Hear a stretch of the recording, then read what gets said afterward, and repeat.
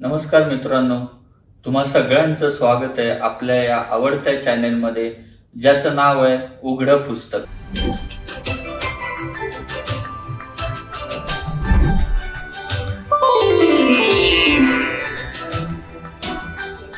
मित्रांनो, मला खात्री आहे की आजचा आपला हा दिवाळीचा सण खूप उत्साहाचा, आनंदाचा गेला असेल आणि कुठेतरी आपण रिलॅक्स झाला असेल आणि पुन्हा आपल्या कामास नव्या जोमाने, नव्या उत्साहाने प्रारंभ केला असेल. म्हणजे एकंदरीत काय तर आपलं मन प्रफुल्लित झालं असेल. तर याच मनाचा विचार आम्ही एका दिवाळी विशेषांकामध्ये केला आहे. तो करणं का गरजेचं आहे? कारण फक्त शारीरिक आरोग्य न जपता आपल्याला तितक्याच चांगल्या संतुलित मानसिक आरोग्याची आवश्यकता आहे. आजच्या या धकाधकीच्या जीवनात मानसिक व्याधी ह्या जास्त वाढत चालल्यात. त्याच विषयावर तो विशेषांक लिहिला गेला होता आणि पुन्हा एकदा त्या विशेषांकामध्ये नाबर सरांच्या एका वेगळ्या प्रतिभेचं प्रतिबिंब सगळ्यांना दिसून आलं होतं. तर सर, म्हणजे तो मन हा विषयावरचा विशेषांक अप्रतिमच होता. अर्थात म्हणजे त्याची मांडणी किंवा तुम्ही जशी ती प्रस्तावना मगाशी गप्पाच्या ओघात खरंच म्हणजे अगदी मनाला भेदणारं होतं किंवा मनाचा वेध घेणारं होतं. तर थोडंफार त्या विशेषांकाविषयी. आपण दोघेही आयुर्वेदाचे विद्यार्थी आणि मी प्रेक्षकांनाही सांगेन की आपण म्हणतो की कसं आहे, स्वस्थ आहे का, म्हणजे कोणत्या व्याधी नाही, काही नाही. तर स्वस्थ माणसाची व्याख्या काय? तर समदोषा समाग्निश्च समधातु मनक्रिया प्रसन्नात्मेंद्रिय मनाहा. बरोबर, म्हणजे तुमचं मन प्रसन्न असेल, आत्मा, इंद्रिय, मन हे जर प्रसन्न असेल तरच तुम्ही स्वस्थ असता. राईट. नाही तर भरपूर पैसे आहेत, मोठं घर आहे, 5-10 गाड्या आहेत, बाकी सगळं छान आहे, पण मन प्रसन्न नाही, काय अर्थच नाही. तर त्याच्यामध्ये काही अर्थ राहत नाही. हो. अशा मनावरती मला वाटतं की हा काढला गेलेला अंक अगोदर कोणी, कारण एकाच विषयावरती मन हा विषय वेगवेगळ्या अंकामध्ये आलेला असेल, परंतु मन याच गोष्टीवरती विशेषांक काढण्याचं धारिष्ट्य. खरं तर पहिली दुसरी मिटिंग ज्यावेळेला आरोग्यातली झाली त्यावेळेला वैद्य मंगेश देशपांडेंनी तेव्हा सांगितलं होतं की सर आपण मनावरती अंक काढूया. तर मी त्याला सांगितलं की अजून आपण लहान आहोत, जेव्हा आपण 10 वर्षाचे होऊ त्यावेळेला आपण काढू, तेव्हा हा 10 वर्ष आरोग्यात्रीला पूर्ण झाल्यानंतर काढलेला हा. कारण मन जेवढं आपल्याला वाटतं तेवढं ते सोपं नाही. अगदी खरं. समोरच्याच्या मनामध्ये काय चाललेलं आहे हे आपल्याला काही केलं कळत. बरोबर. तू मगाशी म्हणालास तसं त्याचं संपादकीय लिहायला बसव, त्यात तो काळच असा होता की ते मन असं डोक्यामध्ये नुसतं भिनभिनत होतं आणि पेन घेतलं ते सुरुवात पासून शेवटपर्यंत तो संपादकीय लिहून झाला. त्याचे शब्द आजही माझ्या लक्षामध्ये आहेत, ज्यांना आपण षड्रिपू म्हणतो. काम, क्रोध, लोभ, मद, मोह, मत्सर. बरोबर. म्हणजे शरीराची प्रकृती तशी असते, ती सात्विक असते, तामस असते, राजस असते वगैरे, हे सगळं आहे. एकाच प्रकारची प्रकृती काही असत नाही. किंवा अगदी तू मानस प्रकृतीमध्ये गेला तर पैशाची वगैरे वगैरे 8 किंवा 10 अशा प्रकृती आहेत, 11 एवढे तुला बघायला मिळते. एवढा बारीक त्याचा करता येणार नाही. परंतु हे जे आहेत षड्रिपू, हे तुमच्या मनामध्ये खळबळ निर्माण करतात. म्हणजे प्रकृतीचा आणि मनाचा संबंध नाही. ती जी आपण जी म्हणतो पित्त प्रकृती किंवा काय प्रकृती, ही शारीर प्रकृती. अच्छा. मानस प्रकृती ही वेगळी असू शकते. बरोबर. काही गुण जे आहे ते गुण त्याच्यामध्ये दिसतात, प्रकृतीचे मनामध्ये रिफ्लेक्ट झालेले दिसतात. परंतु मनाच्या विकृतीबद्दल आपण बोलतोय. बघ कसं, म्हणजे विकृती हाही शब्द त्याला होणार नाही. हे षड रिपू आहेत. रिपू म्हणजे काय तर ते शत्रू आहेत. हो. काम म्हणजे अति प्रमाणामध्ये किंवा अजिबात न, असं दोन्ही प्रकारने किंवा विकृतपणे कामवासना असणं, याच्यानी माणूस अस्वस्थ होतो, स्वस्थ होत नाही. मुळात त्याचं काम आहे आनंद देणं, उपस्थाचा विषय काय तर आनंद देणं. बरोबर. पण तो कशा पद्धतीने घ्यावा याचं जर ज्ञान नसेल, म्हणजे ते त्याच्यामध्ये आर्जव हवं की ते ओरबडून हवं, ह्या दोन्ही गोष्टी जर कळल्या नाहीत तर त्याचा बेरंग होतो. बरोबर. आणि असे पेशंट आपण हो, बघतो हो, सुद्धा हो. आपल्या नेहमीच्या प्रॅक्टिसमध्ये. हो. क्रोध आत्ताच्या काळामध्ये मी अगदी विशेषत्वाने सांगेन की असे अनेक विषय आपलं ना सहन करण्याची क्षमता आपली कमी झाली. एवढं की एखाद्याने आपल्याला ओव्हरटेक जरी केलं गाडीला तरी सुद्धा आपल्याला ते सहन नाही. बरोबर. लगेच आपण स्पीड वाढवून त्याला ओव्हरटेक काय मिळणार तरी. बरं, पुलंसाच्या भाषेमध्ये बोलायचं झालं तर बाचाबाची हा शब्द बाचा बाची अशाच पद्धतीने आपण वागत असतो. आपल्याला तो क्रोध जो आहे हा सहनच होत नाही. सुरुवातीला जो असतो हा राग असतो. मला राग येतो, मग मला संताप येतो आणि मला क्रोध येतो. क्रोधाचं तरतमता जी आहे ही वाढत जाते. ती कुठपर्यंत जाते तर ती अंगावरती धावणे इतपत जाते. बरीच माणसं सांगतात ना की आम्ही योगा करतो वगैरे. तर योगाचं पहिलं जे आहे यम नियम आसन प्राणायाम प्रत्याहार धारणा ध्यान समाधी ही 8 अंग. त्याच्यातलं अहिंसा सत्य असते अपरिग्रह ब्रह्मचर्य. अहिंसा म्हणजे काय तर ती शारीरिक कायिक वाचिक तिन्ही पद्धत आहे. यामध्ये दुसऱ्याला लागेल असं टोचून बोलणं, त्याचं अपमानास्पद बोलणं ही सुद्धा हिंसाच आहे. बरोबर. यानं त्या पद्धतीने आपण करत असतो. कोणी थोडं करतं, बाकीचे असतात ते जास्त पद्धतीने करतात. काही लोकांना अपमान करण्यामध्ये, इतरांचा अपमान करण्यामध्ये एक आनंदही मिळतो. पण हे क्रोध वाढल्यानंतर काय होतं तर आता प्रॅक्टिस करत असताना तुम्ही पण सांगाल की हो जास्त जर असं संताप केला तर तुमचं बीपी वाढतं, रक्तदाब वाढतो, किंबहुना तुमचं शरीर आहे हे थरथरायला लागतं. थरथरणं म्हणजे काय तर अस्थैर्य येणं. कशामध्ये अस्थैर्य येणं? फक्त शरीरामध्ये का विचारांमध्ये सुद्धा. म्हणून रागाच्या भरामध्ये आपण घेतलेले निर्णय हे बरोबर असतीलच असं नाही. तो राग जो असतो तो तुम्हाला कुठे घेऊन जातो. मग तुम्हाला कुठेतरी क्षमा असायला पाहिजे, शांती असायला पाहिजे, समजूतदारपणा असायला पाहिजे. लोभ मला किती हवं आहे. आता आपण साठवण्याकडे जास्त लागलोय. एखाद्या माणसाला विचारलं की किती पैसे तुमच्याकडे असले म्हणजे तुम्ही सुखी आहात किंवा तुम्ही चिंतामुक्त आहात असं वाटेल तर त्याचं उत्तर देता येईल का? हा लोभ थांबतच नाही. बरोबर. मधुमेह असलेल्या माणसाला सुद्धा अशा पद्धतीने थोडस लोभ असतो ना. रात्री हळूच उठायचं आणि फ्रीज मधलं काहीतरी गोड खायचं असाही लोभ असतो. तो कोणत्या गोष्टीचा असेल ते वेगवेगळ्या पद्धतीने त्याच्यामध्ये आपल्याला दिसतं. मद म्हणजे मद्य प्यायलं असं मद नव्हे. साध्या भाषेत सांगायचं झालं तर माज म्हणजे मी कोणतरी एक वेगळा आहे, मी माणूस आहे याही पेक्षा मी कोणतरी वेगळा आहे. आणि मग माझ्या समोर असलेले सगळे जे आहे ते तुच्छ आहे. माझ्याकडे प्रचंड पैसा आहे, माझ्याकडे प्रचंड बुद्धिमत्ता आहे, माझ्याकडे प्रचंड ताकद आहे, माझ्याकडे प्रचंड सौंदर्य आहे. कोणत्याही गोष्टीचा असू शकतो. बरोबर. आणि तो झाल्यानंतर समोरच्याला हीन लेखणं, इथून मनभेदांना सुरुवात होते. बरोबर. मग अशी बोलताना मी तुला सांगितलं की सोसायटीतून आपण बाहेर जातो तिकडे वॉचमन बसलेला असतो. काही जणांची अशी अपेक्षा असते की आपण आल्यानंतर खाडकन उभं राहावं, लगेच त्यांनी सलाम वगैरे करावा. मला असं वाटतं की त्याचं नसेल लक्ष, पण आपण त्याला सांगितलं पांडेजी कैसे हो गया खाना हो गया चाय वगैरे, त्याला बरं वाटतं की मला काहीतरी एक महत्व दिलेलं आहे.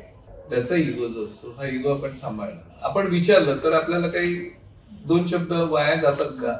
नाही. आपलं त्याच्यामध्ये वाया काहीच जात नाही. हो हो. पण हा जो मद आहे की हो मी डॉक्टर आहे, कितीतरी डॉक्टर आहे बरोबर. आपण काही त्याच्यापेक्षा आणखीन खूप काहीतरी वेगळं केलेलं आहे अशातला भाग नाही. आणि जरी केलेलं असेल तरी सुद्धा विद्या विनयेन शोभते तसं ते असायला पाहिजे. मोह याचा अर्थ मोहिनी विद्या जी तुम्हाला माहिती आहे तशा पद्धतीने त्याचा अर्थ आहे की जे नाहीये त्याच्या मागे आपण धावत जाणं. बरोबर. हा मोह आहे. म्हणजे मला जुगारामध्ये प्रचंड पैसे लागतील म्हणून त्याच्यावरती पैसे लावणं आणि स्वतः बर्बाद होऊन जाणं. आणि मत्सर हा शब्द किंवा हा षड्रिपू हा खूप समाजामध्ये त्रासदायक होतोय. अशा पद्धतीने मत्सर म्हणजे काय, तुझं अक्षर सुंदर आहे बरोबर. मला ना ते अक्षर बघितलं की हेवा वाटतो. आता मी जेव्हा हेवा हा शब्द वापरतो तोपर्यंत ते ठीक आहे, कारण मला माझ्यातली ती कमतरता आहे असं मला जाणवतं. त्याच्यामध्ये एक ऊर्जा आहे की माझं अक्षर ना दीपक सारखं व्हायला पाहिजे. बरोबर. हेवा वाटणं हे ठीक आहे. ठीक. त्याच्यानंतर दुस्वास वाटणं किंवा त्याच्याबद्दल द्वेष वाटणं म्हणजे काय, तर तो लिहिताना पानच फाटायला पाहिजे किंवा त्याचं पेन मध्येच बंद पडायला पाहिजे. अशा पद्धतीची इच्छा आपल्या डोक्यामध्ये तयार करणं म्हणजे द्वेष. त्याला एवढं करूनही काही होत नाहीये, मारायलाच पाहिजे, हातच तोडून टाकायला पाहिजे. मग तुम्ही द्वेषावरती. तिरस्कार हा शब्द त्याच्यामध्ये खूप मोठ्या प्रमाणामध्ये येतो की हे या माणसाने केलंय ना म्हणून मला ते आवडत नाही. आता हे जे आहे ते हा माणूस मला काहीतरी खायला देतोय, काय देतोय संशय, परत परत परत परत का खायला सांगतो, काहीतरी त्याच्या मागे काहीतरी कारण असणार. काय कारण असेल, देणाऱ्या माणसाच्या मनात कदाचित काही नसेल. बरोबर बरोबर, पण हे कदाचित 99% नसतं. राईट. परंतु एकदा संशयाच्या फेऱ्यामध्ये आपण सापडलो ना की मग आपल्याला सगळं जग तसंच दिसायला लागतं.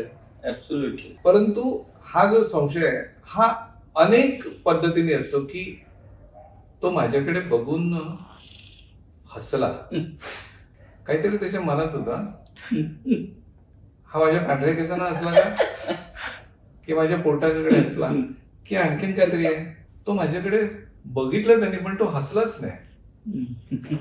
काय कालपर्यंत आम्ही छान मित्र होतो आणि आज त्याला माझ्याशी हसावं असं वाटत नाही. क्या बात आहे. हे जे आहे हे संशयाचं भूत. की मी मलाही 2 छोट्या मुले, म्हणजे दोघांचे स्वभाव भिन्न आहेत.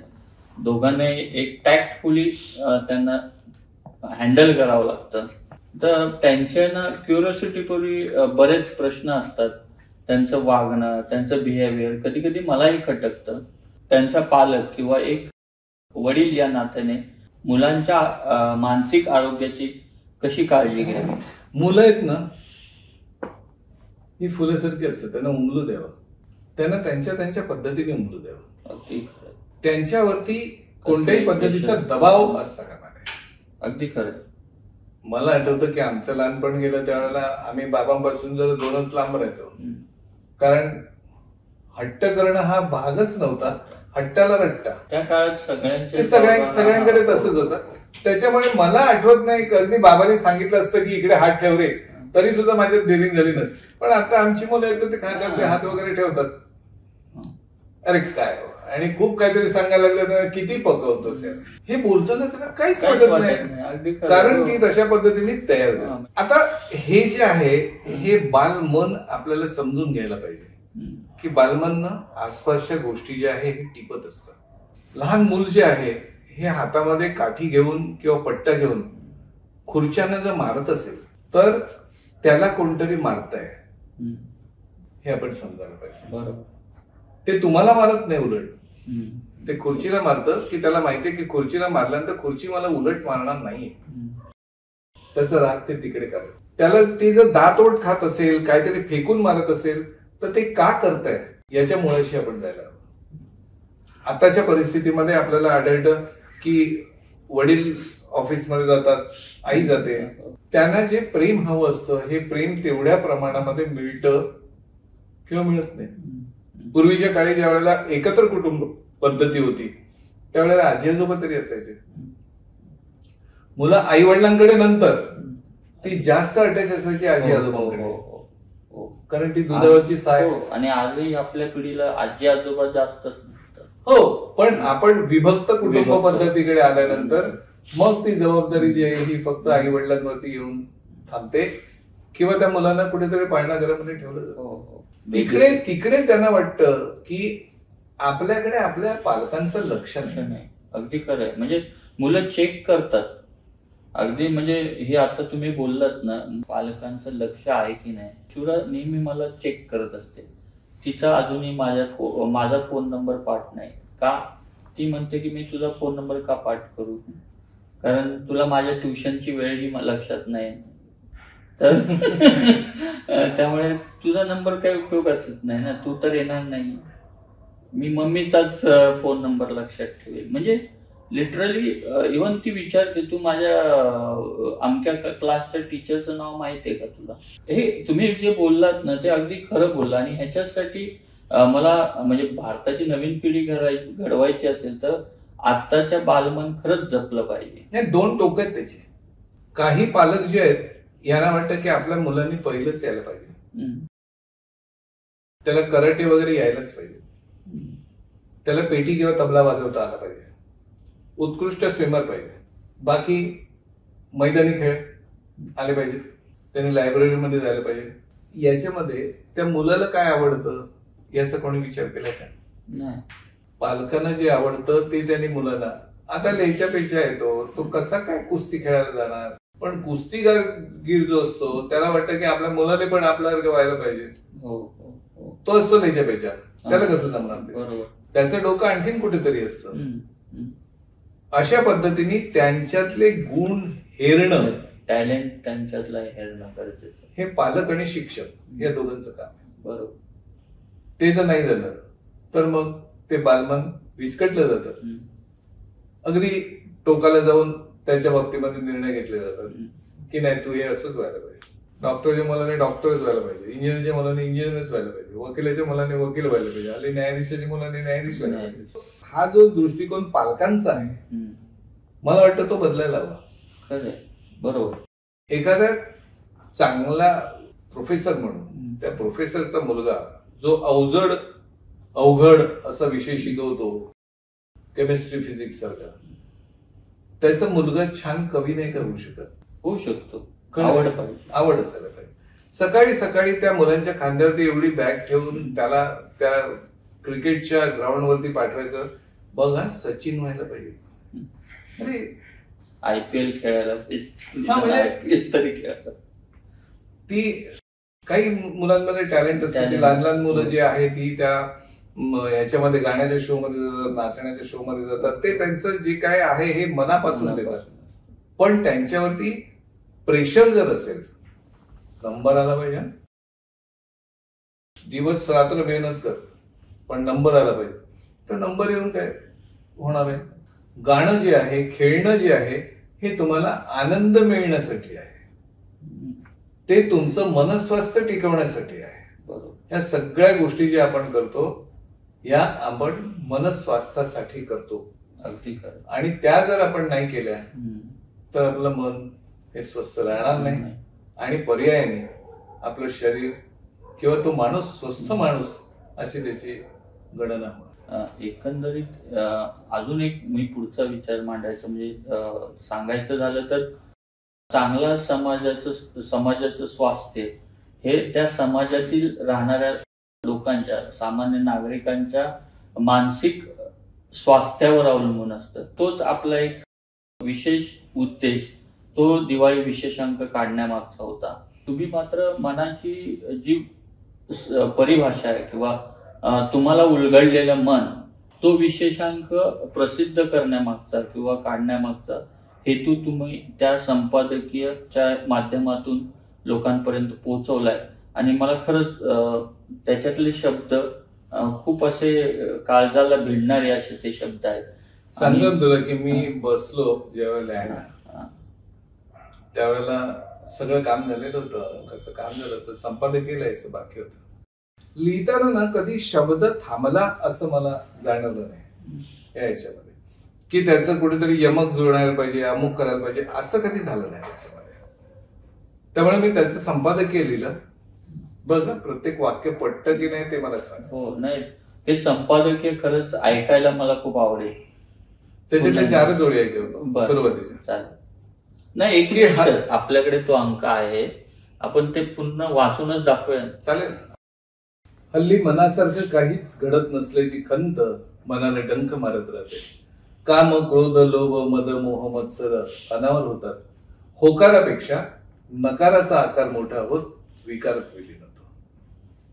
विचार अविचारांच्या आवर्तात मन सदाचारहीन होतं. आभासाची आस चित्ताला चिंतेकडून चितेकडे घेऊन जाते. अस्वस्थ मनस्वास्थ्य असं बिघडवतं. आजच्या काळात ही अवस्था जवळपास प्रत्येकाची. शरीराची नाडी तपासताना रुग्णाच्या मनाची गाडी कुठे घसरताना दिसते का हे पाहण्याची सवय नकळत जोपासली गेली होती. मन हा विषय मनाच्या कोपऱ्यात अवखळ मुलासारखा चुळबुळत होता. म्हणूनच आरोग्य यात्रेनं थेट मनास हात घालण्याचा निर्णय घेतला. कसा मांडायचा हा विषय? लेखातलं मन वाचणं वेगळं आणि समोरच्याच्या मनातला आलेख वाचणं वेगळं. शास्त्र बोजड असतं म्हणून त्याच्या वाटेस कोणी जात नाही आणि सोप्या शब्दात मांडलं तर काही ना ते शास्त्रच वाटत नाही. शास्त्र असायला हवं पण भासता कामा नये, रुचायला हवं पण अचूकतेला बाधता कामा नये. कोंदण आणि कुंपण सोबत निरूपण. मन उलगडायचं की मन उमलवायचं? उलगडण्यात कोरडेपणाची छटा, उमळण्यात कोमलतेची अदा. याला विचार, त्याला विचार, खोलवर विचार, आतला विचार आणि ठरलं. गप्पांच्या ओघात मनाच्या कप्प्यात अलगद प्रवेश करत मनापासून मनापर्यंतच्या प्रवासाचा टप्पा पार करायचा. मन वाचताना आसपासची मनं वाचायला हवीत याचं बीज पेरायचं. आमच्या चिमण्या चोचींना कणभर पेळणारा मनासारखा मनामनाच्या ओझ्याचा हा विषय यथामती यथाशक्ती आपणासमोर मांडण्याचा हा इवलासा प्रयत्न. वा, म्हणजे आतापर्यंत दिवाळीत लोकांना आनंद देताना लोकांचा केवळ शारीरिक आरोग्य नाही तर मानसिक आरोग्य जपता यावं किंवा त्याविषयी त्यांच्यामध्ये जागृती निर्माण व्हावी म्हणून आपणही यथाशक्ती यथामती हे दिवाळी निमित्त दिवाळी विशेष असे एपिसोड आपल्या प्रेक्षकांच्या भेटीला देण्यात आपल्याला वेगळाच आनंद आलेला आहे.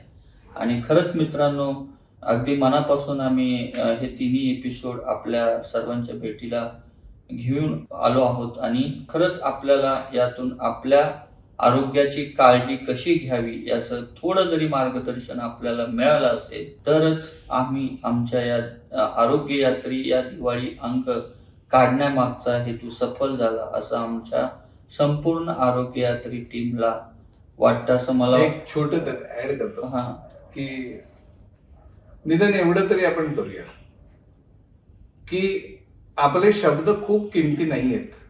तुमच्या पत्नीनी किंवा मुलीनी किंवा वहिनीनी कोणीतरी जेवण बनवलेलं असेल ना तर पहिला घास घेतल्यानंतर वा क्या बात आहे, क्या बात, एवढं म्हणा. बघा किती फरक पडतो. मला वाटतं लोकांना काय म्हणायचं ते कळलेलं आहे. मित्रांनो, हा एपिसोड आपल्याला आवडला असेल तर आमच्या एपिसोडला जास्तीत जास्त लाईक करा, शेअर करा आणि जास्तीत जास्त लोकांपर्यंत सबस्क्राईब करा. धन्यवाद.